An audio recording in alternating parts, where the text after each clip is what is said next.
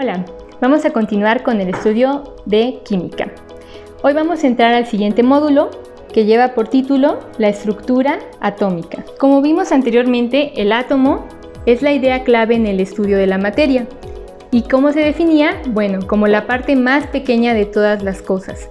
Más allá de la definición histórica y filosófica y todas las implicaciones que tuvo en el pensamiento humano, la ciencia y todos sus diligentes buscaron no solamente nombrarlo y tenerlo en un concepto dentro del pensamiento humano, sino que intentaron darle forma y descubrir de qué estaban compuestos los átomos. Este trabajo fue un trabajo histórico y lo que voy a mostrarles a continuación es todo el recorrido de manera histórica, de manera breve, hasta llegar a la estructura atómica tal como la conocemos, o más bien dicho, tal como la teoría científica la ha aceptado. El primer modelo atómico reconocido fue propuesto por John Dalton en 1803.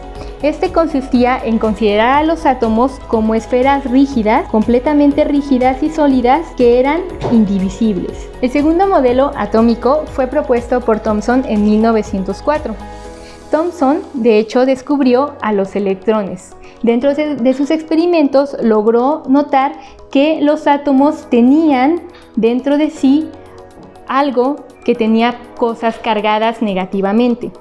De hecho, su modelo consistía en lo siguiente: considerar a los átomos como una masa cargada positivamente, en donde los electrones estaban suspendidos de manera aleatoria. Si nosotros observamos el dibujo, y de hecho es el nombre que se le ha dado a su modelo atómico, el pudín de pasas, porque es lo que semeja. Tenemos una masa cargada positivamente y existen partículas pequeñas cargadas negativamente, a las que él llamó electrones. Este modelo, aunque era primitivo, tenía un punto de ventaja ante el anterior. Lo que comenzábamos a descubrir aquí era que para siempre se había roto la idea de que el átomo era indivisible. De hecho, era divisible y teníamos una parte positiva y una parte negativa dentro de él. El siguiente modelo se le atribuye a Rutherford y fue descubierto en 1911. El modelo de Rutherford seguía una idea similar al modelo de Thomson.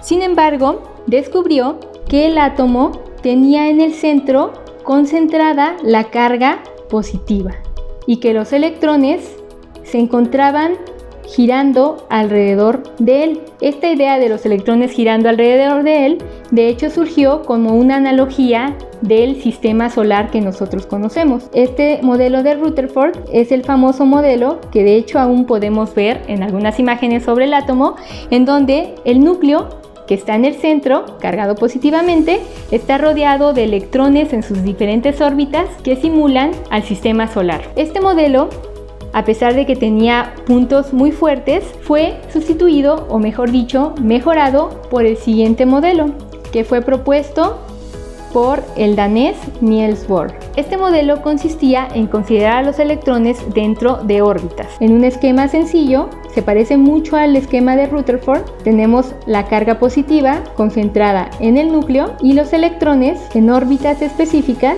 que tenían una cierta energía y podían ser completamente caracterizadas. En este modelo de Bohr propuso que cada nivel tenía un número específico y una energía específica. De hecho, Niels Bohr logró obtener el espectro de emisión de muchos átomos. ¿El para qué cosa de quién? A partir de este modelo, que es de hecho uno de los más populares y que de hecho logró subsistir mucho tiempo después de que se propuso, llegó un modelo más que vamos a ver a continuación. El siguiente modelo, que de hecho es el modelo más aceptado hasta el momento, fue propuesto por el físico Schrödinger en 1926. Él propuso que los electrones no se movían alrededor del núcleo como lo hacen los planetas en el sistema solar, sino que más bien se movían como una nube en lo que se conoce como una función de ondas. Este físico lo que hizo fue combinar la parte matemática y física desde su formación con la descripción de un sistema químico. Una vez más, el núcleo estaba en el centro y los electrones ahora se encontraban como una nube alrededor del núcleo. Estas nubes podían tener diferentes formas. Podían tener una forma esférica, como la que podemos observar, o podían tener una forma un tanto distinta, simulando a un cacahuate. Más adelante vamos a ver un poco de qué se trata todo esto, y la conclusión es que Schrödinger dejó de considerar a los electrones que vivían en órbitas que seguían un camino exacto.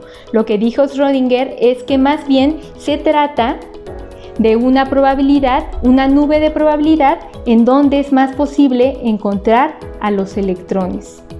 Las ideas de Schrödinger, de hecho, fueron las iniciales para la química teórica en 1926. Desde esta perspectiva, los electrones, que de hecho se volvieron las partículas más importantes para el estudio de los átomos, no podían ser localizados de una manera precisa debido a que no seguían una órbita, sino que seguían una función que tenía que ver con probabilidad. Como mencioné, este es el modelo atómico más aceptado por la comunidad científica al momento. Estas nubes de probabilidad de las que hablaba Schrödinger se han definido como orbitales atómicos, que podemos decir es donde viven los electrones. A la fecha, como mencioné en algún video anterior, hay una rama de la química que se encarga de estudiar a los átomos como estas funciones de probabilidad y de estos orbitales atómicos. Es la rama de química teórica. Este modelo atómico, el más aceptado por todos, nos ha dejado ver varias cosas. En el núcleo tenemos carga positiva y son las partículas que conocemos como protones, pero también se descubrió que en ese mismo núcleo existen otras pequeñas partículas llamadas neutrones, y los electrones, que curiosamente fueron los primeros en ser descubiertos, constituyen lo que conocemos como un átomo. Como podemos ver, dado que las partículas que están en el núcleo, los neutrones y los protones, se mantienen fijas, no constituían un interés genuino en la comunidad científica. De hecho, hay aproximaciones que nos dicen que el núcleo en realidad está completamente fijo y no se altera a menos que se pueda agregar mucha energía. De ahí viene la famosa energía nuclear. Cuando tú logras romper el núcleo, entonces obtienes una energía gigantesca que puede ser completamente devastadora. Sin embargo, si no nos metemos con el núcleo y lo consideramos como algo fijo, las partículas de interés que quedan son los electrones. Estos electrones son de los que nos vamos a ocupar en la siguiente clase.